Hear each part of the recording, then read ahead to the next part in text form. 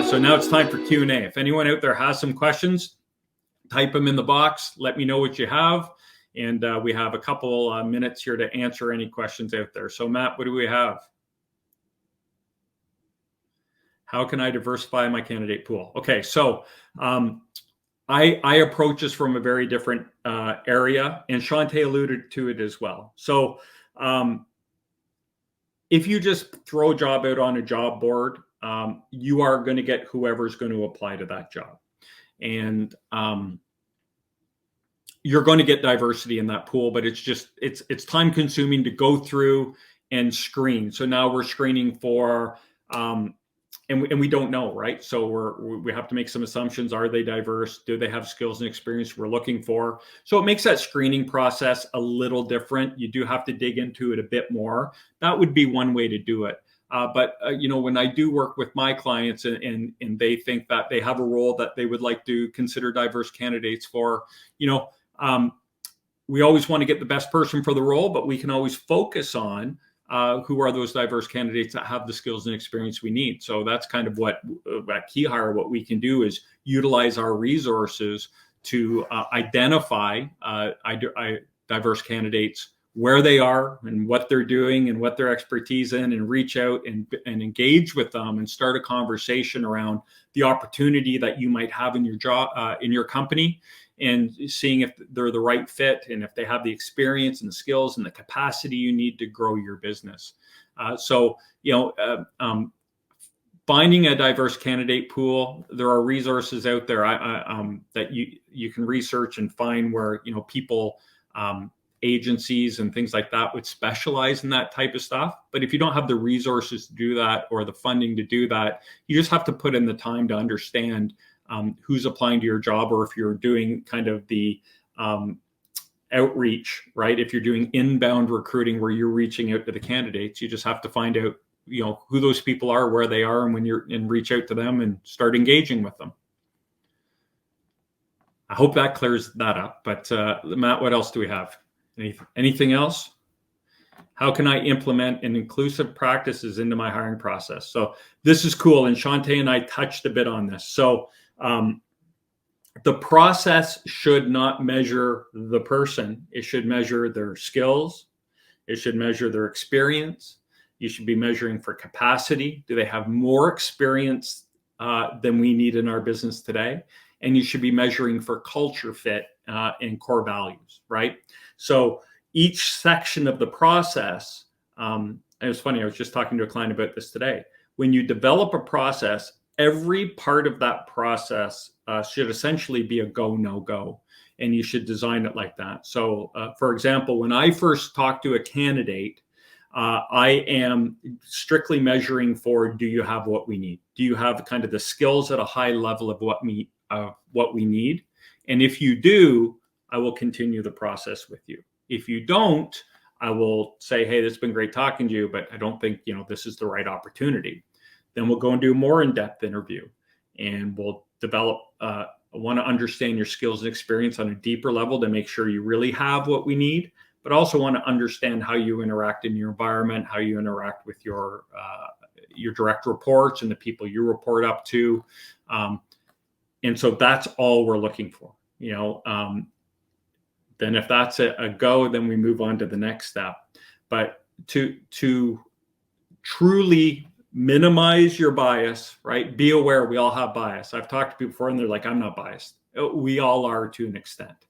But we want to minimize that by being very clear on the criteria we're searching for and seeing if the person has that experience or matches the criteria we're working for. And these criteria are all generally skill-based, right? They're KPI. So do you have experience with our ERP, or do you have experience with our CRM? If you're looking for a sales position, are you used to cold calling or booking meetings or meeting quotas, whatever that is? It's all based on performance. And when you can start getting your acquisition and interviewing process segmented, and you're looking for specific skill sets and experiences as you go, that will help you minimize that bias. It doesn't matter who the person is. If they have that experience, they have what you need, and they can bring something to your business, then they have what you're looking for in that role. Matt, do we have any more questions, or is that it for today? What are some strategies I can use to make my workplace more inclusive? And again, I think Shante touched on this a bit, but what I learned from her is just be open, allow people to show up where they are, ask questions, be curious. I think the most important it's not even a strategy, is just be willing to get out of your comfort zone, be willing to try something different, give someone a chance, and listen. Bringing someone in, bringing diversity into your organization isn't enough. That's why it's called diversity and inclusion. So if we're going to bring them in, we have to include them. We have to listen to their ideas. We have to value those ideas. And don't have to take all of them, but we have to make sure we're listening, because everyone has good ideas. And so the best strategy is exactly, I think it's in the title, right? Diversity and inclusion. The best strategy is just minimize those biases, be aware, be intentional about diversifying your workforce, and then include them and listen and be open to those ideas. And I don't think I said anything new. I think Shante really gave us all those points in our conversation. Matt, do we have anything else going on over there? I'm taking that as a no. So thank you everyone for joining us on this live stream. Our next one will be 2 weeks from today. And we're always looking for new topics. So if you have anything as a small business owner that you would like us to talk about or explore on the live stream, shoot me a message, let me know. We're happy to do that. We're here to serve you and give you useful, actionable information. Hopefully we accomplished that today. Also want to let you know, make sure you like and follow the KeyHire Solutions LinkedIn page. That's where we post all of our information and all of our new information up there.